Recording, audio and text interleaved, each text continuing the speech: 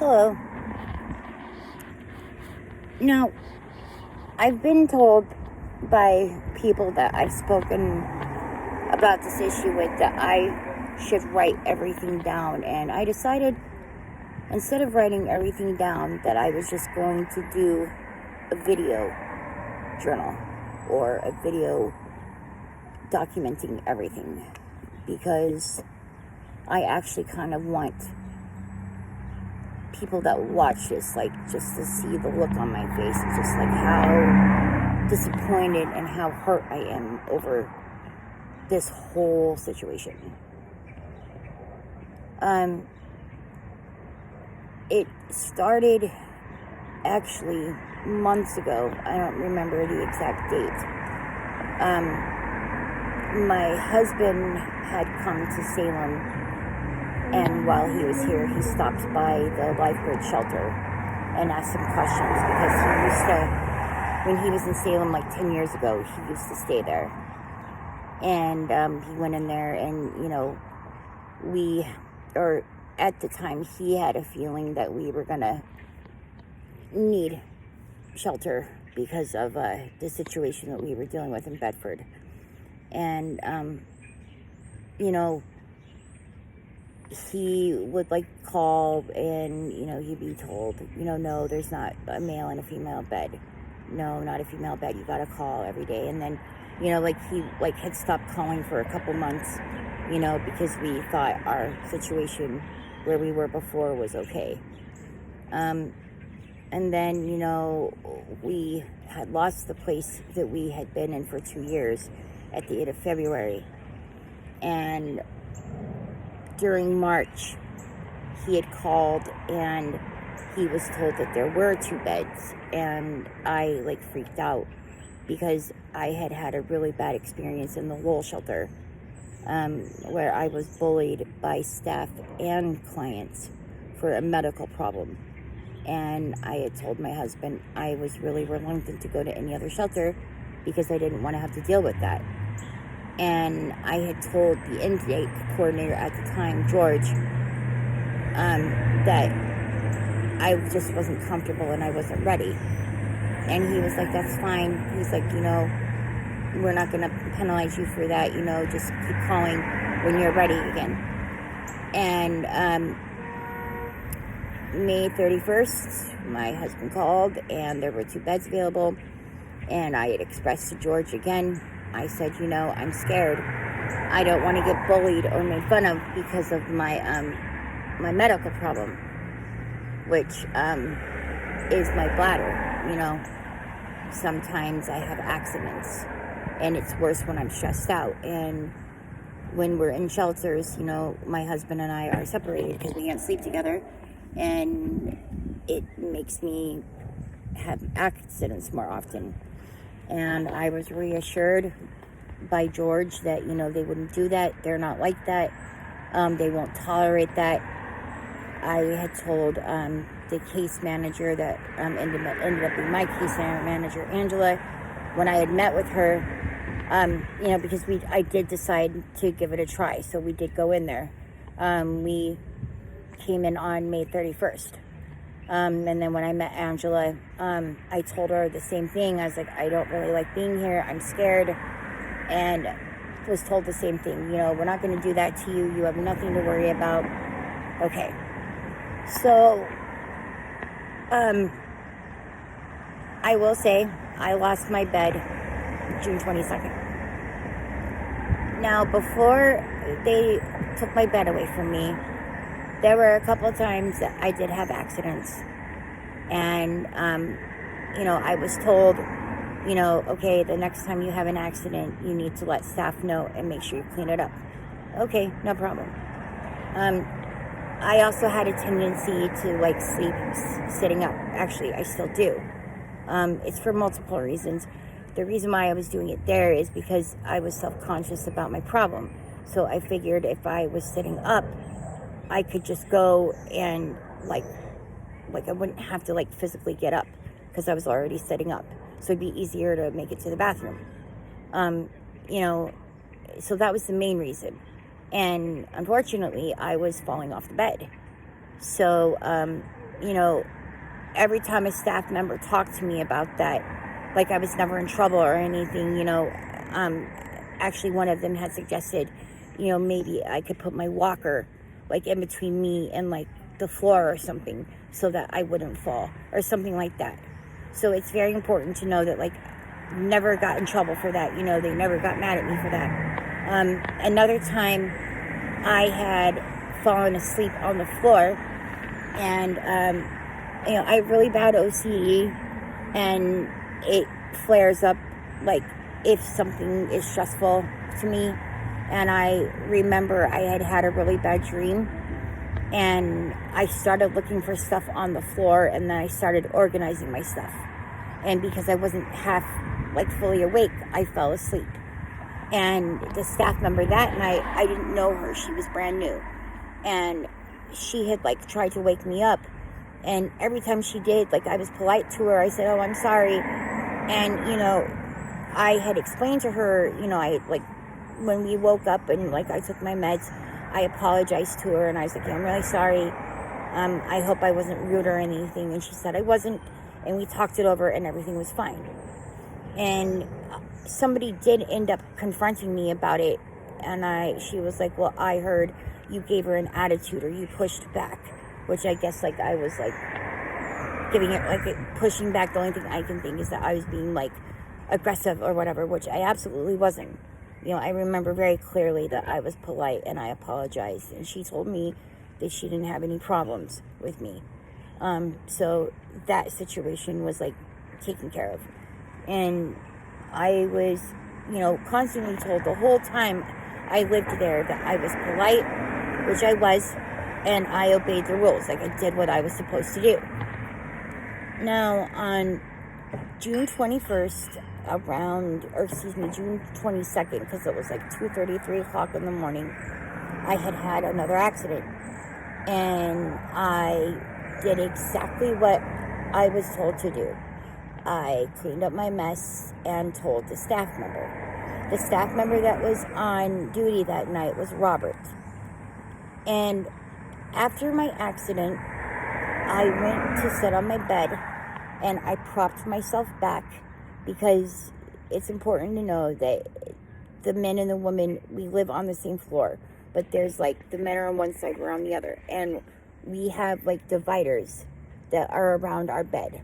And the way I was sitting, even though it was 3 o'clock in the morning, and I doubt very seriously that a man would have walked by, if he would have, he wouldn't have been able to see me, because I propped myself, like, I was back enough to where the only people that would be women, and women change all the time without going into the bathroom, you know, like, but I didn't have my pants on, and I had a shirt on, and I fell asleep.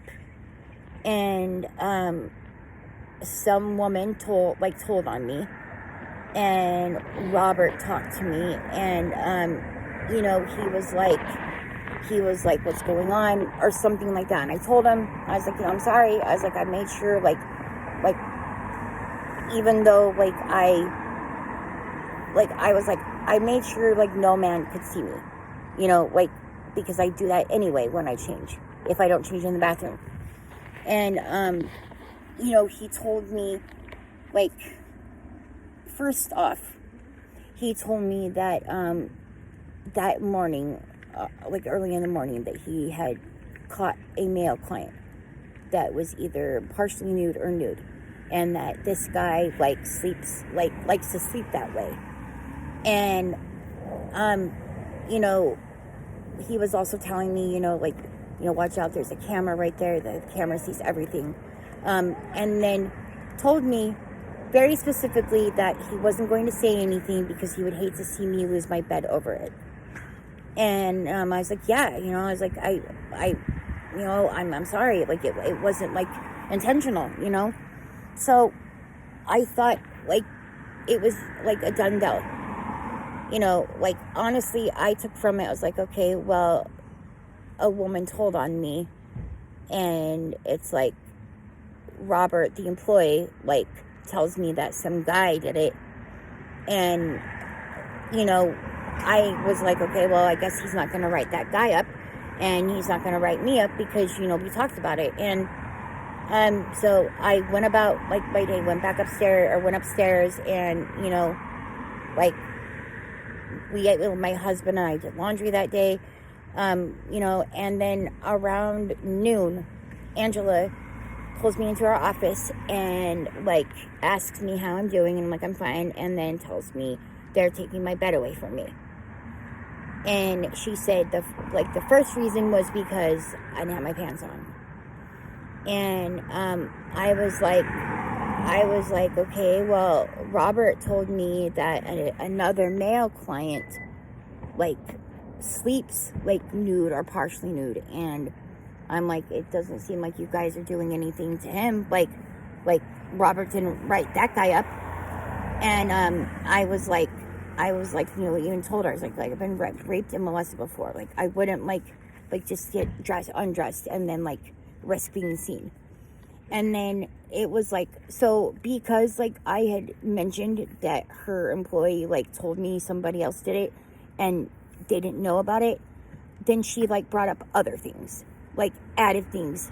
Oh, well, then, well, we told you if you did it again, and you didn't say anything, then, there was going to be problems. And I was like, but I did tell that I had the accident, and I even cleaned it up.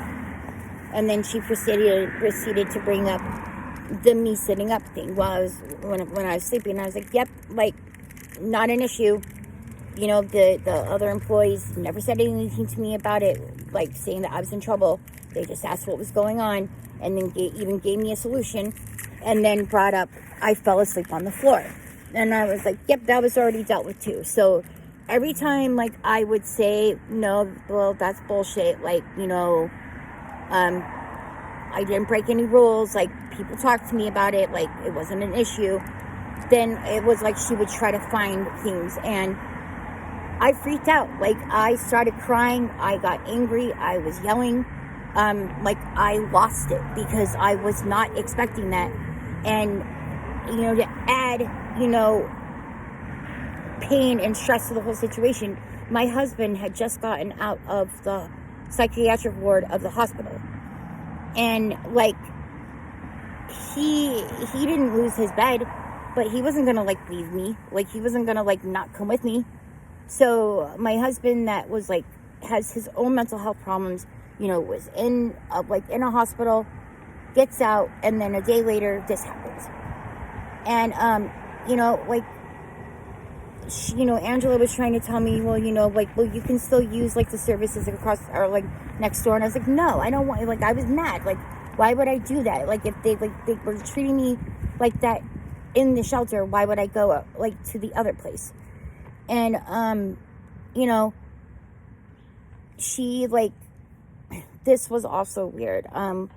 Like, I guess there were roses on the desk, and, like, I went outside, and I was waiting for my husband, and I guess she had, like, approached my husband and said, what do you think she would do if I gave her this? And, like, it was a rose, and my husband was like, she probably wouldn't like it, like, I was mad at her. So I just think that's important to know, too. It's like, so somebody that you kick out, like, you want to give them a rose? Like, for what? Like, saying, like, you're sorry because you messed up? Like, kind of like what I thought it was.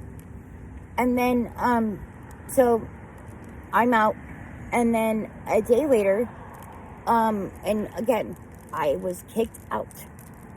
I had texted somebody and had asked them if they knew anybody that sold a medication that I'm on. I'm not proud of that, but you know what? I'm homeless.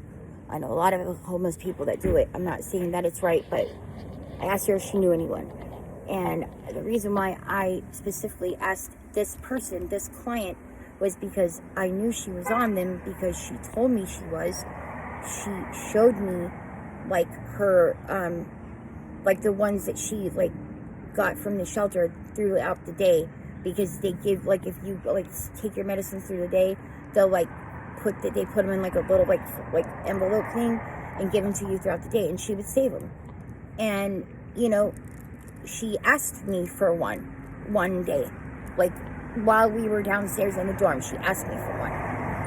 And the whole reason why this got brought up into the situation is that she told on me when I messaged her and lied and told them that I was demanding that she sell them, and that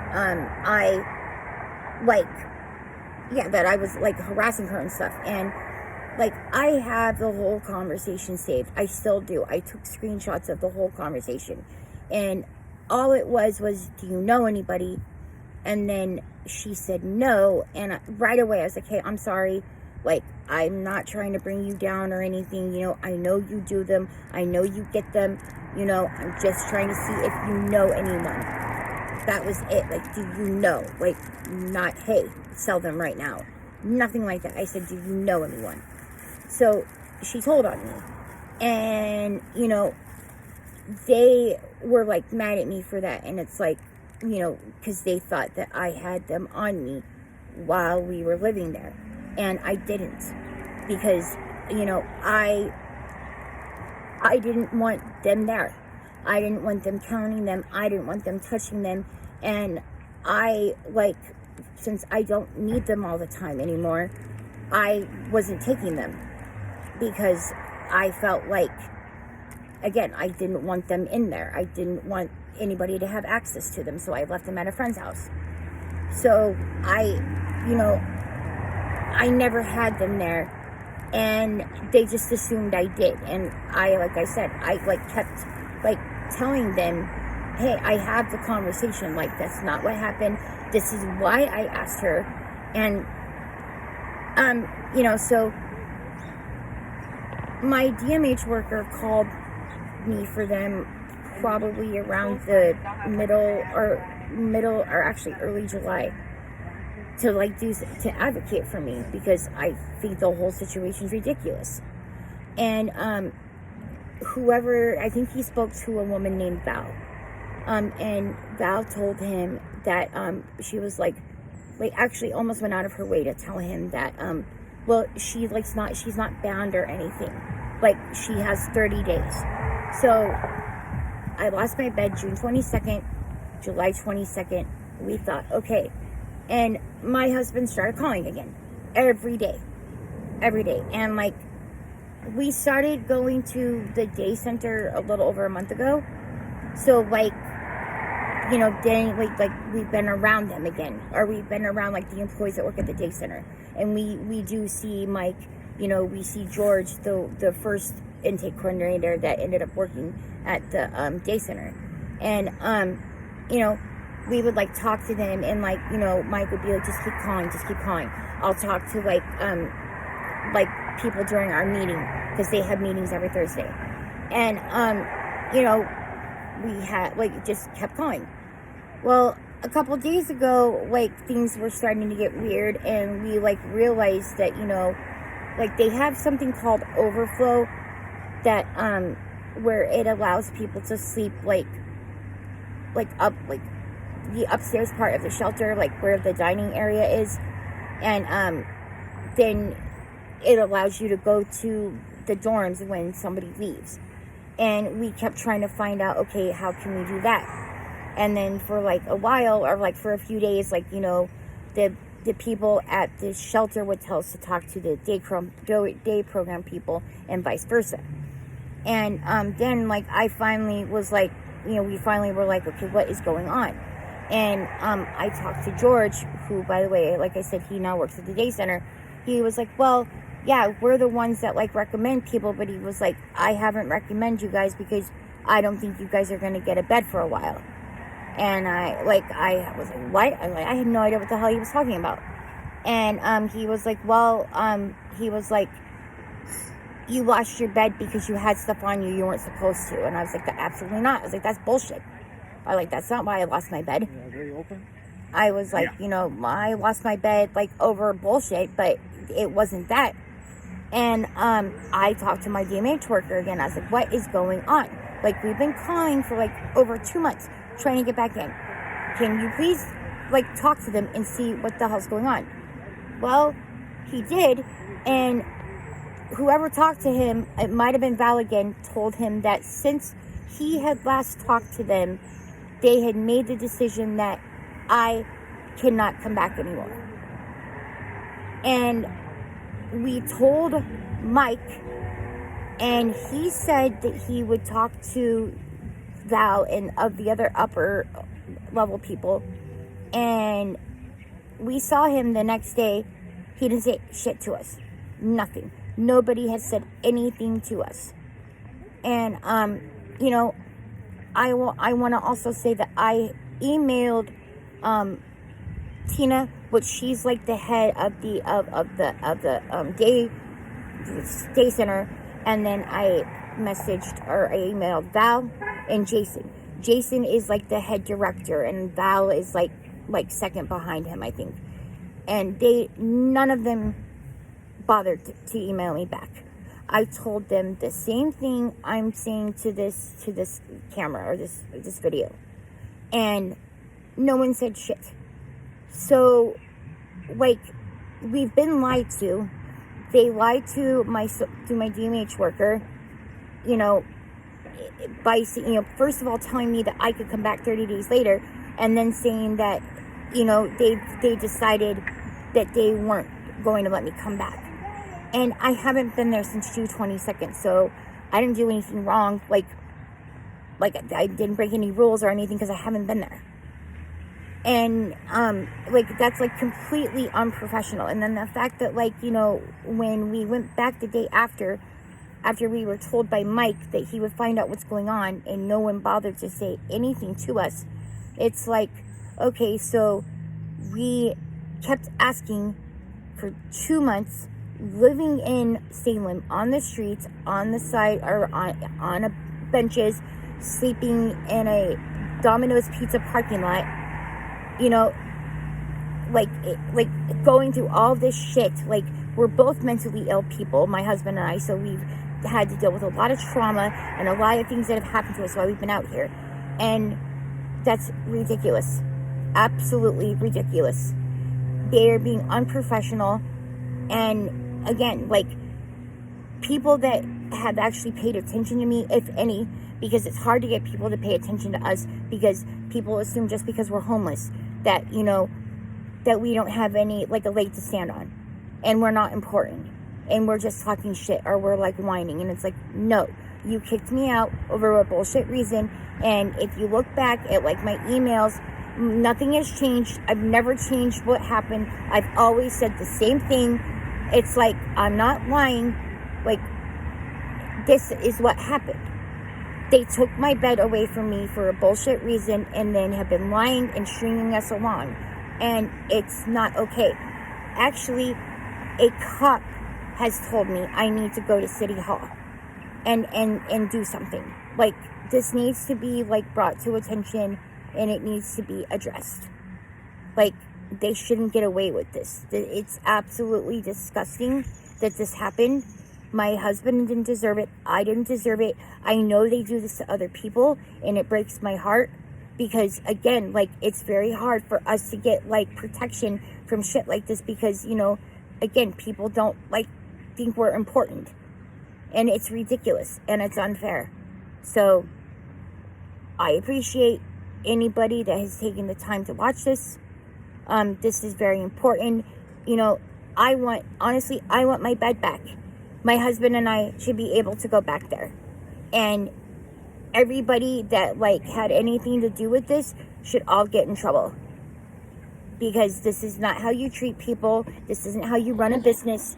It's unprofessional and disgusting. And like I said, like, something needs to happen. And I'm going to do whatever I can to, like, make sure that people become aware of this, and they are aware that it's happening at this shelter. Because you don't do this to people. You don't treat people like this. Just because my husband and I are homeless doesn't mean we're not as important as anybody else. And you don't treat people like this. Period. You don't. So, thank you. Have a good day. And I hope something positive comes from this.